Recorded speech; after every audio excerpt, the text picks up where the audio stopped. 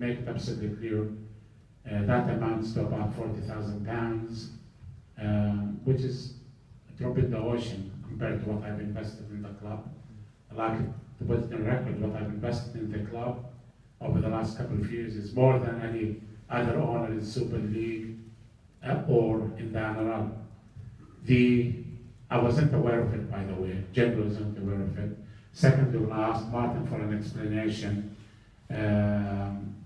the stadium company where we are now is holding 79,000, 80 grand of our own money, to which they kept promising it will come, etc. Martin relied on that, obviously, to be, listen, at the end of every month, my priority is making sure the players are paid. Okay? Now, just to recap the information, obviously you got your distribution from the RFL, which is our only income, by the way, because the stadium company keeps all the gate receipts, etc. So our only income is from the RFL distribution, which is reduced by 25% to go and pay the debt, to people like the council and so on. And so my priority each month is to invest enough to make sure the players are paid. Yeah. Of course, there are other suppliers, but them suppliers will not be paid out of that money. For a club with a turnover 3-4, I asked Martin to give me a true picture for where we are. Keeping the old debt aside, which is £3.5 million. Since I've been here, we've accumulated debt, Martin tells me, of about £150,000. We are in a bloody healthy position, financial position compared to other clubs. Okay? But as for the CCJs, yeah, I wasn't aware of it. Martin being under pressure, he thought he was getting the money from the stadium company. As soon as I found out, when we had the unfortunate scenario day of incident of somebody coming in to collect the money, I made the money available straight away, and that was cleared. Going forward, and again to relieve Martin some of the pressure, I may get all the finance, the financial function of the club, take it away from Martin and put it in one of my other companies within my business, so that won't happen again, and we move on. The main thing now, what I want to concentrate on, is building for the future of my club, of our club. I keep saying my club, it's not my club, it's your club, guys. And to do so, it's not just 5 players, etc. I need the council to deliver, because that's a large sum of money. I need it to go and chase the people who they loan the money to for their loan, and stop collecting it from us. Okay? When you took over in January 2012 at the press conference, I asked you a question which was how you grow the gate from 5,000 to 8,000. Not now we're going to get the gate from, what's our marketing plan to get the gate from 3,000 to 5,000? Because for every 1,000 people missing, that's about £200,000 a year.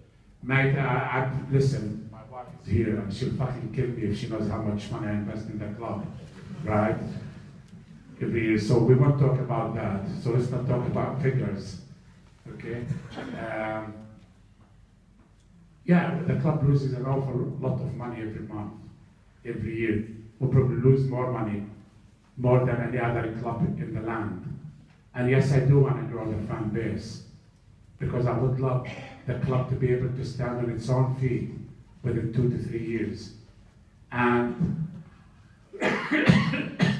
I really don't know, I mean, there's a if we look at the average gate now, it's the same as it was 2 years ago, despite all the big name signings we have, etc., we still haven't managed, to increase our fan base.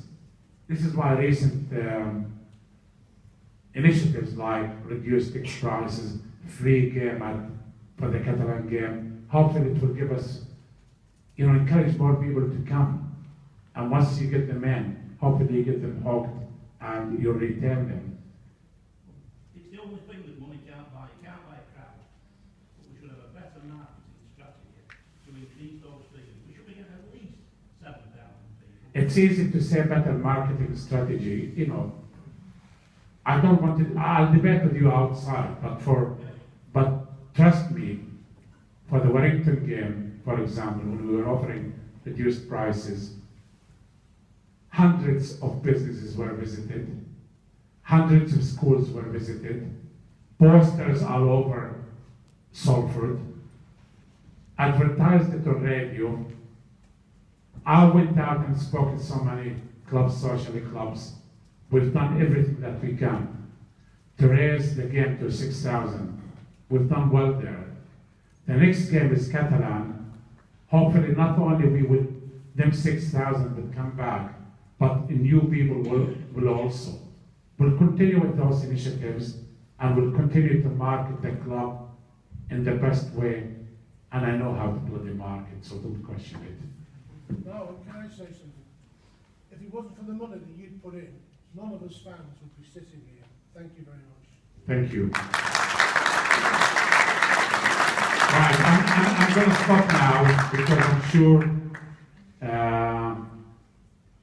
the media. Have we finished with the media? Yeah? Okay.